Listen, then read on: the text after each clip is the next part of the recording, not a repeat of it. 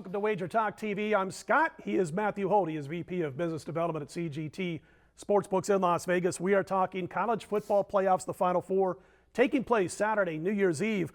And I got to ask you right off the bat, because last year it took place on New Year's Day, and we saw a big walk-up handle game day from folks who were maybe nursing hangovers or whatever, but they came in there and they were able to drive up the betting quite a bit. The biggest fear, I remember just weeks after the games were played, the NCAA is moving it to New Year's Eve. It's going to affect the handle. It's going to affect the money we get, behind the counter in Las Vegas because it's on the night when everybody's out partying rather than thinking about football. Have you seen that, or do you expect that to cause any drop-off as far as the handle's concerned, the fact that it's being played on New Year's Eve? No, and to be honest, the handle of what we've seen so far is what we would expect, and maybe even has slightly exceeded expectations. So the handle in the lead-up has been great. I think it'll continue to be great, and I actually think this year's handle is not only going to break the records in the short time we've had the college football playoffs, I think it's going to shatter it. And I think what's going to help it a lot is that you have a huge pay-per-view monumental UFC fight also in town. So then there's extra media in town, extra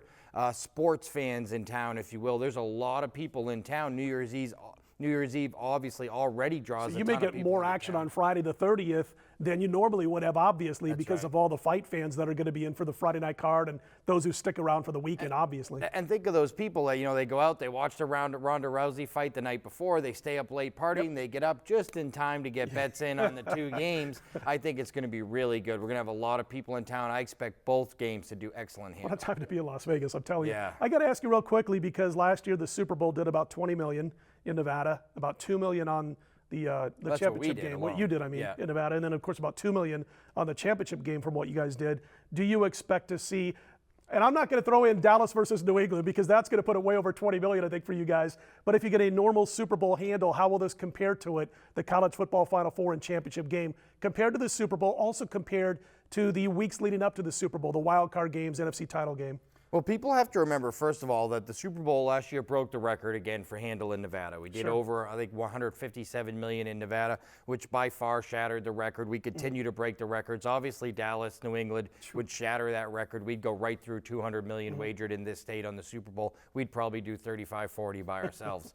But a fairly good comparison last year is the NFC Championship game, which wasn't the most high-profile game in the world, Arizona and Carolina. And you look at the Alabama championship game against Clemson, and they were very, very comparable. Obviously here, with the proximity to Denver and the popularity of the Patriots, the AFC championship game did about double the handle as the college football championship game. But a very comparable is the NFC championship game last year and the college football championship game. And I think that that's a good representation, although this year with the Dallas Cowboys being the favorite and New England being the favorite in the ACC, I'm not sure the college football playoffs are going to get trumped a little bit. But it doesn't mean that the numbers will go down. It doesn't mean that $2 million on the It just means it won't be as close to. That's right. Yeah.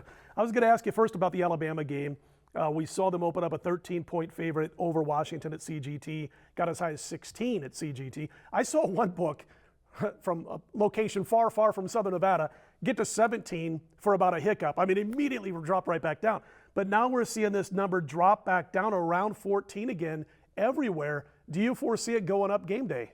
I don't know, because the interesting conundrum about this game is normally what you'd expect in this game is, oh, the public's all over Alabama, the sharps are all over Washington. Exact opposite here. That big early line movement wasn't the public. That was the sharps driving up Alabama. From that 13 all the way up to 16, the sharps hammered Bama. And what we've seen since is Lane Kiffin leaves, their offensive coordinator, takes the FAU job. We see a ton of public money come in on Washington. Line started dropping. Everyone's talking about Jake Browning and the season he had and his potential in the pros, and the line keeps going up. There's a lot of public backing for the Washington team here, and what we're seeing is suddenly we have two-way action from both sharps and the public on both sides of this game. But I could tell you that our on account, which is normally sharper action, we're 5-1 still in terms of dollars wagered on Alabama. We're over the counter, we're still 2-1 in favor of Washington. So right now it's a little pros versus Joes, and the pros are on the favorite here in the Crimson Tide. It's going to come down to whether or not the Washington offensive line can pass block for Brown, and if they can do that, they got a fighting chance in this one. Late semifinal Fiesta Bowl between Ohio State and Clemson.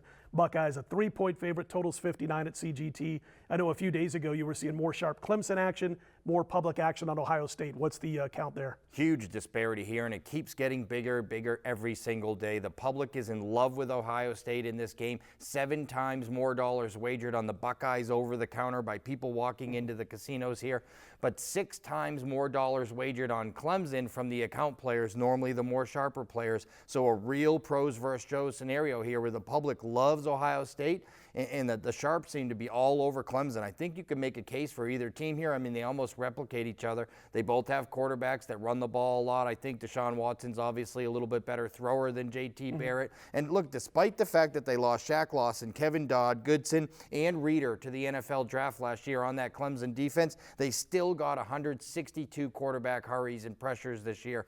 This Clemson defense has performed really admirably despite some down games against Pitt.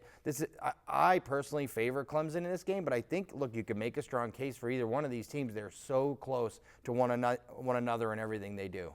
Don't forget, you can take off $10 of any purchase this weekend at WagerTalk.com. All you got to do is use the code NEWYEAR10. Thanks to Matt Holt. He's with us every week on SB Nation Radio, Wager Talk. Don't forget to check it out. 8 p.m. to 10 p.m. Eastern, Thursday nights, archived, WagerTalk.com, SBNationRadio.com, within a couple of hours after we complete that show. Again, $10 off any purchase this weekend at Wager Talk. Use the coupon code NEWYEAR10.